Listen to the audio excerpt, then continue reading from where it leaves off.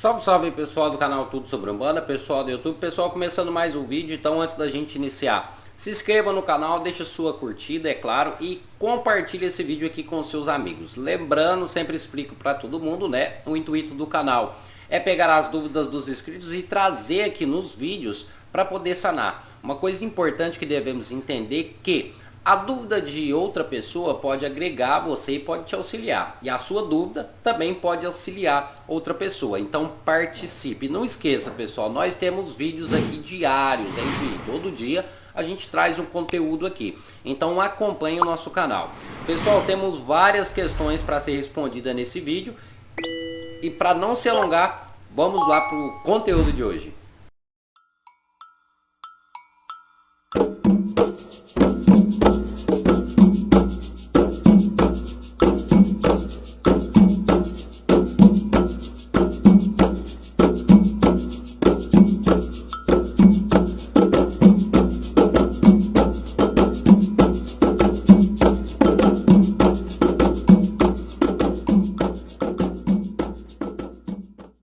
Vamos lá, pessoal.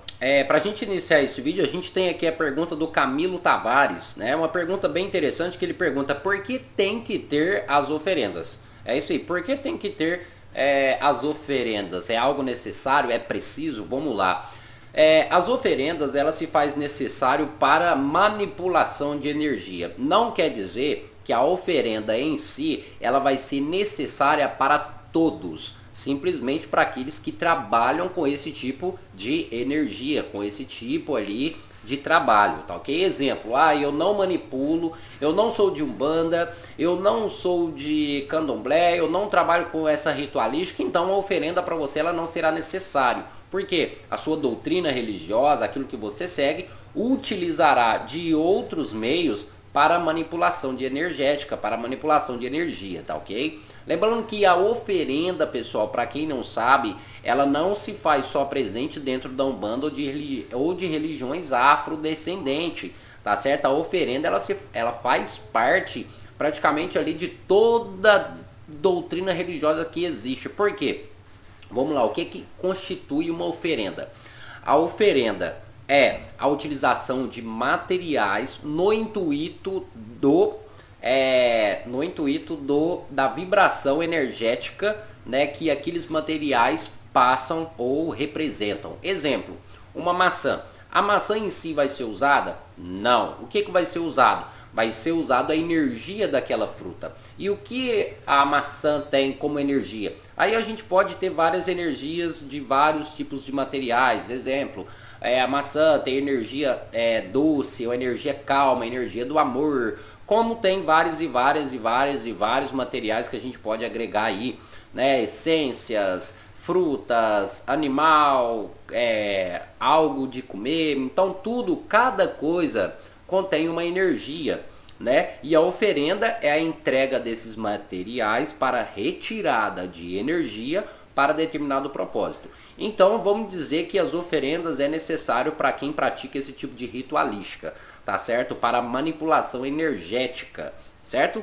Espero aí que você tenha entendido. Por isso que as oferendas auxiliam e ajudam muito quando as pessoas ou os médios precisam ou necessitam de determinada coisa. Exemplo, eu tô meio que fraco ali a minha vida financeira não tá indo para frente. Aí a pessoa faz uma oferenda a Exu ou a Xangô ou ao Oxóssi, faz uma oferenda, colocando dentro dessa oferenda materiais que aquele orixá ou aquela entidade possa pegar a energia daqueles materiais, né, e utilizá-la na sua vida financeira. Então a oferenda ela é de extrema importância, tá certo? Espero que você tenha entendido, ok? Vamos lá, próxima pergunta é da Karen R46 e ela pergunta o seguinte: Patrick, se as mesmas entidades que trabalham na Umbanda também são as mesmas da Quimbanda e Candomblé, porque elas trabalham de formas diferentes, ao mesmo tempo, né, usadas para o bem e para o mal. O senhor não acha que as entidades estão enganando muitos os médios,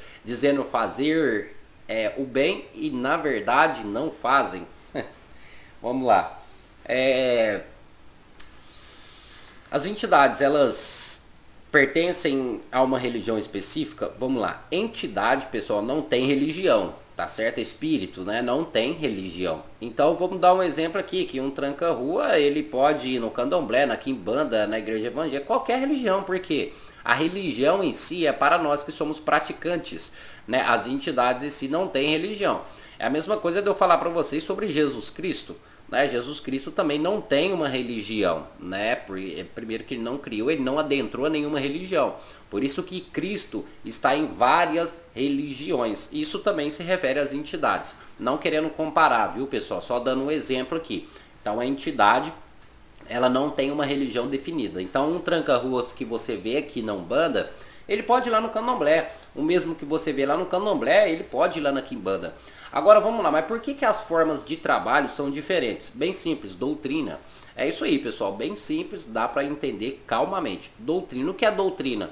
É a forma que aquele grupo de pessoas, né, de determinada religião leva, né, ou educa, né, o que ele passa para os outros. É praticamente o ensinamento. Então as entidades, independente de onde que ela estiver, ela vai portar da forma que seja necessário para aquele vínculo, para aquele ambiente ou para aquela doutrina que ele frequenta, que a entidade está indo. Por quê? Porque ele vai seguir as regras daquele local, daquele ambiente, daquelas pessoas.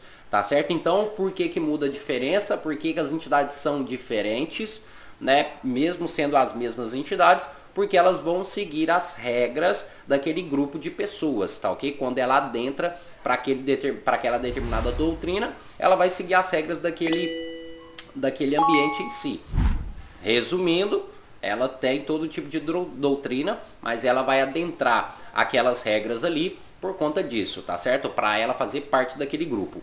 Agora, uma questão interessante é, por que as entidades em outras doutrinas fazem o mal? Mais uma vez lembrando, e eu vou explicar aqui para vocês. Energia de entidades é energia. Independente se é bem, se é mal, se é ruim, se é boa, é energia. Tá certo? Vamos lá. Entidade contém energia. Propósito da entidade: crescimento, evolução espiritual e auxiliar nós que estamos pisando em terra, da mesma forma que estará auxiliando elas também. Então é um conjunto ali entre você e a entidade. Só que aí o que acontece? Essa entidade, ela irá praticar o mal. Ah, lá no candomblé ela faz o mal. Lá na quimbanda ela faz o mal. Por que na umbanda ela não faz? Vamos lá. Não. Ela não vai fazer o mal lá no candomblé e ela não vai fazer o mal lá na quimbanda. Não. Isso aí vai ser a manipulação energética, né, do praticante, não da religião em si. Explicando. Vai ser a manipulação energética do praticante e não da religião em si. Entendemos que nenhuma religião, nenhuma doutrina espiritual em si foi criada para praticar ali o mal, para praticar a negatividade. Mas aí devemos entender que temos os praticantes. Mas espera aí, se a entidade ela fala que não faz o mal, por que lá na quimbanda, ou lá no candomblé, ou qualquer outro tipo de doutrina, existe a prática do mal até mesmo pelas entidades? Vamos lá.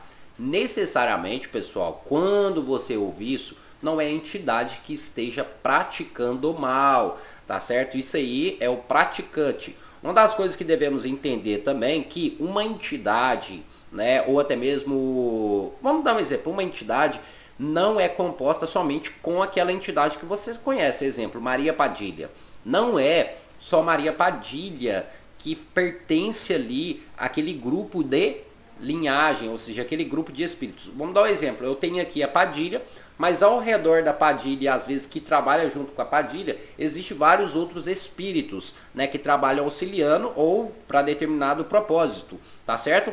O Pai de Santo, o médium, conhecendo essa energia, ele pode manipular essa energia que está ao redor de Padilha ou ao redor de determinada entidade que vai emanar, né, energia para aquele médium ou para aquele sacerdote ou para aquele Pai de Santo. Ele vai pegar essa energia, manipular de uma forma negativa, de uma forma maldosa. Ah, foi a entidade? Não, não foi a entidade, foi o praticante, tá certo? Então a entidade em si ela não faz, mas existe a manipulação energética do médium ou né, do praticante. Por que a gente fala isso, pessoal? É a mesma coisa de eu falar para vocês aqui que a arma de fogo ela serve só para cometer roubo, né? Não, a gente tem os policiais os policiais que usam a arma de fogo para proteger ali a população. E temos ali os bandidos, enfim, que usam a arma de fogo às vezes para matar ali sem sentido ou para cometer latrocínios. Exemplo, né? Ou seja, vai depender da manipulação de quem esteja com aquela energia ou com aquele invólucro na mão, né? Espero que vocês tenham entendido aí sobre essa questão. Mas caso tiver dúvida, deixe aí nos comentários. Vamos lá, próxima pergunta agora. É do João Almeida, né? Ele pergunta assim, ó, Exus abandonados em terreiros, filhos que não estão mais na casa, podem ser quebrados e enterrados no cemitério? Provavelmente o João aqui está falando de imagem, né? Imagem de Exu ou imagem de, enfim, imagem de Exu. Pode ser quebrado e enterrado no terreiro, no cemitério? Olha, poder pode, é claro que pode. Nessa vida pode tudo, né, pessoal? Lembrando que para tudo que você faz tem uma consequência. Mas, vamos lá. Qual seria a necessidade?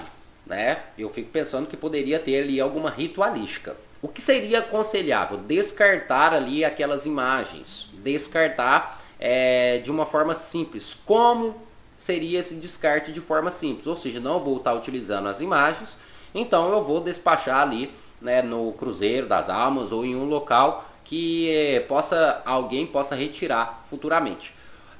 O quebrar, algumas pessoas têm este costume, tá certo? Então eu não vou dizer que o quebrar seja errado. Algumas pessoas antigamente tinham esse costume, por quê? Para que outras pessoas não pudessem pegar ali as imagens que você despachou, para que às vezes não manipule a energia que às vezes aquela imagem contém. Então algumas pessoas quebravam as imagens para que pudessem despachá-las. Dessa forma, a imagem seria considerada, propriamente dizendo, como um lixo. Ou seja, ela não teria ali mais nenhuma utilidade. Então o que acontece? Era pego, né? Ali, as pessoas que iam despachar a imagem quebravam. Agora, o enterrar não é o correto. Tá certo? Provavelmente existe ali algum tipo de ritualística que a pessoa deve ter feito, né, para poder estar enterrando, porque não é o correto. Qual ritualística? Aí necessariamente eu não sei. Isso vai depender de quem está praticando aquela ritualística. O enterrar, não. Agora, você pode despachar imagem de Exu ou de Pombogira no cemitério? Pode, sem problema. Pode despachar às vezes numa encruzilhada? Pode, sem problema também. Pode despachar numa mata? Pode, sem problema. Num cruzeiro? Pode também. Ou aconselhável que seja um lugar onde possa ter ali, né, um descarte futuro. Tá certo? Espero que vocês tenham entendido sobre essa questão. Vamos lá, próxima pergunta. Continuando, né? A pergunta aqui é da Kátia Alexandrino, né? Ela pergunta, hashtag quero a camiseta, que a gente vai estar sorteando aí no último dia do mês. Pergunta, sua bênção, pai Patrick. Estou há 4 anos na Umbanda e nunca fiz uma obrigação. Ou foi me ensinado a fazer minha tronqueira firmada, né? Sinto que isso faz falta, mas onde moro tem outros terreiros, né? Mas gosto muito do que estou e não gostaria de sair. Assim, o que posso fazer por conta própria, pois estou me sentindo muito desmotivada. Gratidão, pai. A Kátia, o que deu para entender aqui? No caso, ela vai em um terreiro, né? Ela frequenta um terreiro e esse terreiro não tem certas obrigações, certas ritualísticas, né? E ela sente falta de algumas ali e ela tá meio que desmotivada por conta disso. Olha,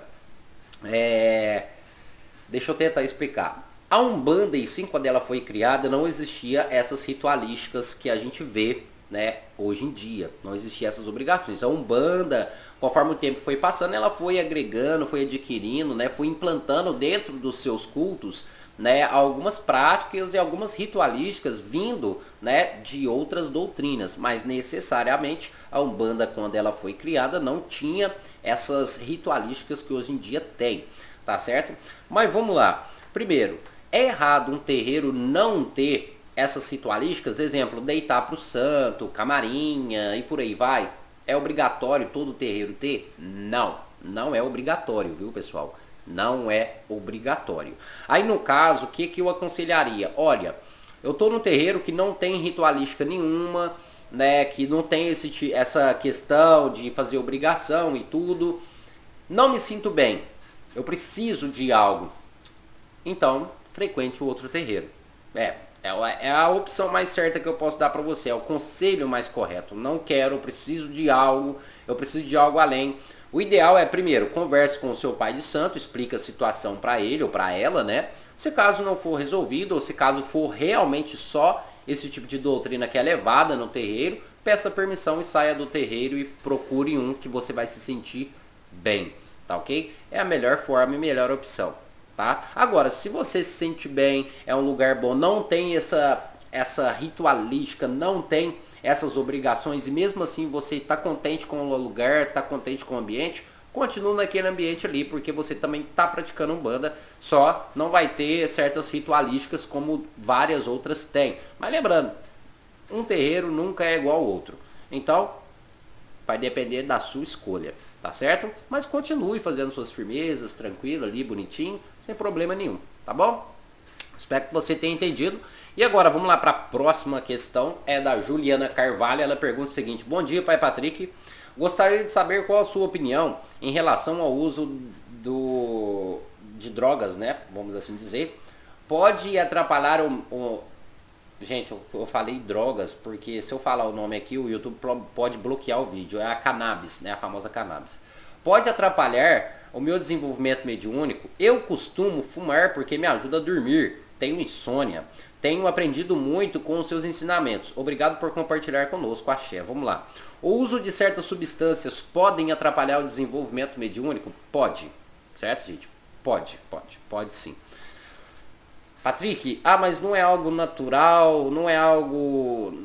ou seja, não vem da natureza e tudo, né? Que é o tal dessa erva. Deixa eu explicar uma coisa para vocês, pessoal. O uso de qualquer tipo de substância pode atrapalhar o desenvolvimento mediúnico. Principalmente quando é em excesso, tá certo? Pode atrapalhar. Lembrando, pessoal, pode atrapalhar. Não significa que vai atrapalhar, mas pode. Exemplo, bebida antes da gira vai atrapalhar o desenvolvimento mediúnico? Vai, né?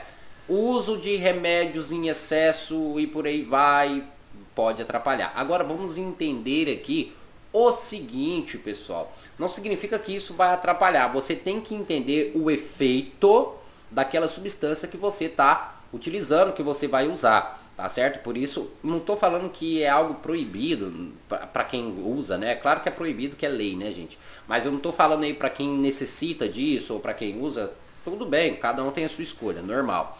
Só que a questão é, vamos entender aí o efeito da substância. Primeiro você tem que entender o efeito da substância, tá certo? Entendendo o efeito da substância, você vai ter uma noção do que ela pode causar e se vai poder ou não interferir no desenvolvimento mediúnico. Exemplo, o efeito, né, da bebida alcoólica. A bebida alcoólica, pessoal, ela abaixa, eu não vou dizer que seja, não é imunidade, mas ela abaixa o seu sistema de reação, é o tempo de reação da pessoa. A pessoa meio que fica lenta, né, com o uso excessivo da bebida alcoólica. Sem contar que tem questões energéticas também envolvidas ali e por aí vai. Mas vamos dar um exemplo aqui que ela abaixa aqui o tempo de reação do médium. E isso, de alguma forma ou de outra, pode acabar atrapalhando o desenvolvimento mediúnico, que muitas das vezes é necessário que o médium, né, pense ou trabalhe mais rápido ali também com até mesmo o seu próprio mental. Lembrando também que o médium, ao ingerir ali a bebida alcoólica ou o álcool antes da gira, vai fazer com que, energeticamente falando agora, né, ele pode estar atraindo certas energias, certos espíritos ou energias também, que estão impregnadas no álcool, né, nessa essência. Então, sim, o uso em excesso pode prejudicar. O aconselhável seria o quê? Não, se você necessita ou precisa usar certas substâncias, tome cuidado quando for usar. Se caso for antes da gira, procure não usar quando estiver próximo ou perto e por aí vai, já dá para vocês entender, certo? Espero que vocês tenham entendido, é claro. Mas vamos lá, próxima pergunta. Continuando agora, a gente tem a pergunta aqui do Vinícius Silveira, né? A pergunta dele é, minha dúvida é a seguinte, existe a incorporação consciente? Vamos lá, o que é incorporação consciente? Onde a gente pode agregar também consciência, semiconsciência ou inconsciência, né? Existem esses três tipos ali de incorporação, né, ou médios, né, como muitas pessoas podem definir. Vamos lá. Pessoal, primeiro, o que é consciência na hora da incorporação? É quando o médio está junto com a entidade na hora da incorporação. O médio ele está junto, ou seja, incorporou um preto velho, tá o preto velho incorporado, mas o médio também está ali, o médio está vendo, o médio está ouvindo, o médio às vezes ele pode até fazer o movimento, ele pode até falar também, tá certo? Então é o preto velho, é a entidade e é o médio também. A semiconsciência. A semiconsciência é, dando uma resumida, é o que? Em certos momentos pode ser ali a entidade, mas o médio ele vai estar ali também, né, em certas situações. Algumas coisas poderão ser lembradas pelo médio e algumas coisas não. Por quê? Porque ele está naquele estado de semiconsciência. Ele se faz presente e ao mesmo tempo não. E a incorporação inconsciente é quando o médio não vê absolutamente nada. Vamos lá. Existe a incorporação com a total consciência? Não. Não existe nenhuma incorporação com a total consciência, tá ok, pessoal? Até mesmo para você que está iniciando, e os médicos que estão iniciando sempre tem essa dúvida. Ah, mas eu tô vendo, Patrick, né? Eu tô vendo as coisas, eu tô vendo a minha mão mexer, os meus braços mexerem, né? Eu tô consciente na hora da incorporação. Será que é eu? Será que é a entidade? Ou será que eu tô fingindo? Existe essa dúvida principalmente para os médios iniciantes. Então, pessoal, por mais que no início ali do desenvolvimento você está vendo ali, escutando tudo na hora da incorporação, isso não quer dizer que você seja que você está com a total consciência. Exemplo, você consegue mexer os seus braços? Não, você está com movimento involuntário. Então isso aí já faz parte de uma semiconsciência. E provavelmente pode ocorrer o que também, algo que ocorre praticamente com todos os médios. Você está vendo, você está ouvindo ali, mas muitas das vezes, depois que a entidade vai embora, que você fica ali com um total controle das suas ações, vamos assim dizer, né, você acaba esquecendo de certas coisas que foram ditas, que foram vistas, que foram faladas no momento da incorporação. Isso quer dizer o quê? Semiconsciência. Que mesmo você tendo ouvido, mas não está lembrando, isso quer dizer que nem sempre você estava consciente na hora da incorporação. Você pode ver, na hora da incorporação você pode sentir, mas muitas das vezes você pode acabar esquecendo, tá certo? A consciência plena, né, significa que é só você. Então a consciência em si, ela não vai existir. A total consciência, ela não vai existir. Existe a semiconsciência. E dentro dessa semiconsciência, a gente tem ali alguns graus, vamos dizer que seja alguns níveis. Em breve eu vou falar sobre isso. Por que alguns níveis? Existe aquele médico que consegue só ver, mas não consegue falar, não consegue. Existe médico que consegue escutar, mas não consegue falar e por aí vai, tá certo? Cada médio ali tem ali o seu grau de consciência, né, de semiconsciência na incorporação. Mas isso quer dizer semiconsciência, como eu havia explicado aqui, tá certo? Pessoal, chegamos aí ao fim de mais um vídeo. Espero que todos tenham gostado, espero que todos tenham entendido. Mais uma vez, deixa sua curtida aqui no vídeo e compartilhe esse conteúdo, porque muitas pessoas também têm essas dúvidas que foram citadas aqui. E não esqueça, participe do canal, certo? Pessoal, é isso. Muito obrigado a cada um de vocês. Até o nosso próximo vídeo e axé a todos.